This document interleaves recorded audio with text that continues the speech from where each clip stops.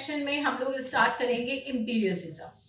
Basically एक simple सा idea है इम्पीरियलिज्म होता क्या है। काफी स्टूडेंट्स इसको पढ़ने के बाद एम्पायर से इसे रिलेट करते हैं कि this must be a theory to expand an empire, to expand a kingdom और something. No, it has nothing to do with empire or kingdom, but it is directly related to wisdom.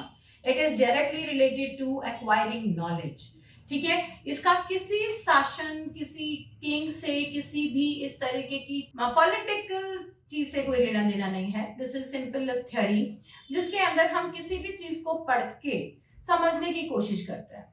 जब हम research की बात करते हैं या हम अपनी किसी भी एजुकेशन के अंदर हम एक कुछ भी पढ़ते हैं तो हम लोग हर चीज के लिए थ्योरी पढ़ते आए हैं। अपने स्कूल टाइम से मैथमेटिक्स के सॉल्व करने के लिए भी Pythagoras theorem, that is also a theory. There are different theories which we used to apply to get an answer. ठीक है, ट्रिग्नोमेट्री के रूल्स होते थे, वो सब थ्योरीज ही होती हैं। तो मैथमेटिक्स के अलावा साइंस के अंदर, केमिस्ट्री के अंदर हम लोग बहुत सारे थ्योरीज और रूल लगाते आए हैं। इसमें अगर हम देखते हैं कि एम्पिरिसिज्म क्या है तो एक सिंपल सा सेंटेंस जो मैं आप लोगों को बोलना चाहती हूँ वो ये है कि हर थ्योरी जो प्रूव कर सकते हैं वो फैक्ट होती है और हर फैक्ट के पीछे एक थ्योरी होती है, राइट? That is empiricism. जो चीज एक फैक्ट है, जो मौजूद है, उसके पीछे एक थ्योरी है कि वो इस तरीके से आई, कैसे हुआ, कैसे नहीं हुआ। हर चीज के ग्रोथ के पीछे, उसकी एग्जिस्टेंस के पीछे, उस फैक्ट के पीछे एक थ्योरी है। और वो थ्योरी ये फैक्ट क्यों है? क्योंकि वो थ्योरी प्रूव की गई है। वो प्रूव कैसे की गई? प्रैक्टिकल से। और वो प्रैक्टिकल क्या है? एम्पिरिसिज्म। ठीक है, तो यहाँ पे हमें ये समझना है बेसिकली इसका इंग्लिश लिटरेचर से क्या लेना देना।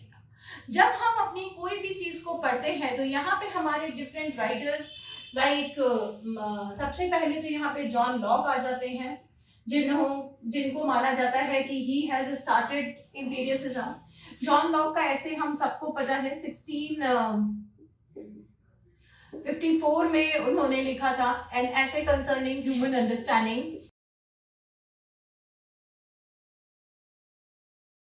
एंड ऐसे कंसर्निंग ह्यूमन अंडरस्टैंडिंग, इसके अंदर उन्होंने इसी तरीके की प्रैक्टिकलिटी की बात करी है।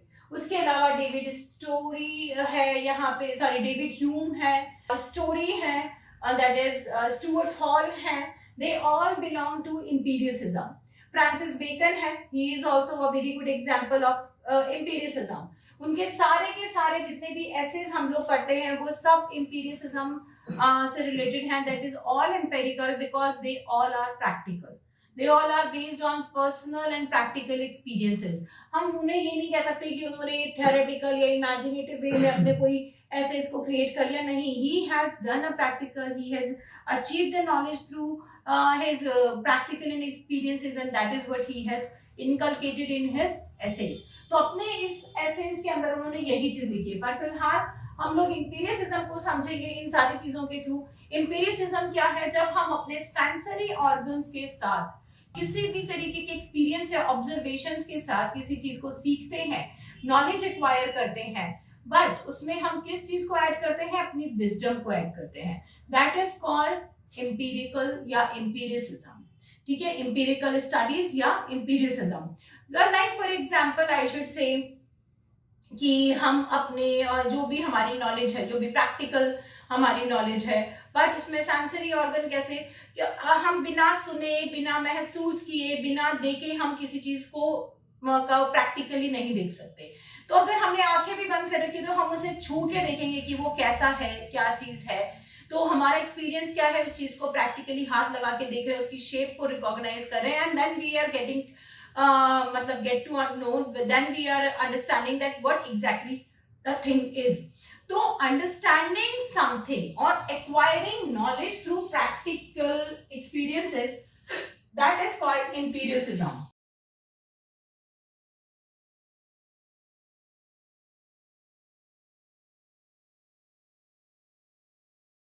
Acquiring knowledge through practice and experiences is called empiricism.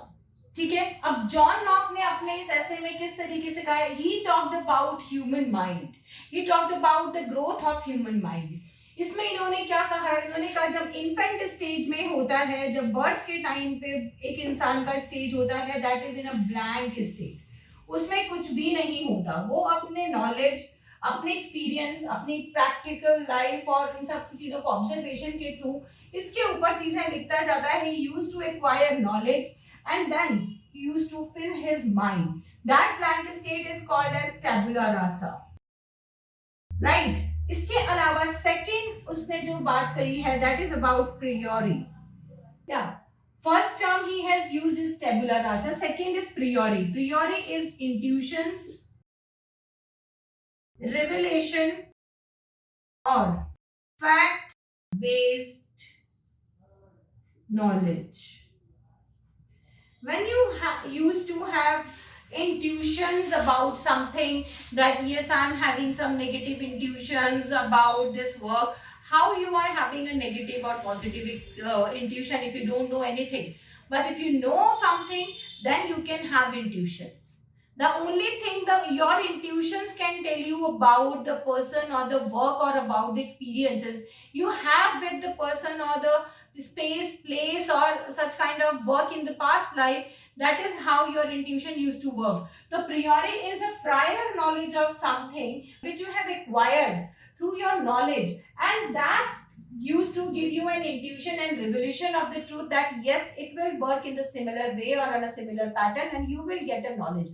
So this is what empiricism is all about, acquiring knowledge through a practical, acquiring knowledge through your experiences, and on that basis when you will apply that particular knowledge in something and you get a result, that is called empiristic researches, that is called empiristic results. What actually empiricism is all about? Empiricism is basically acquiring knowledge through practicality, through experiences.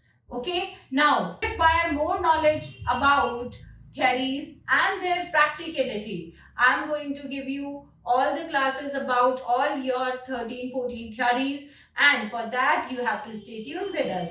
So my dear students, stay tuned and subscribe my channel so that you will get the notification about the upcoming videos on the content. Okay, bye. All the best.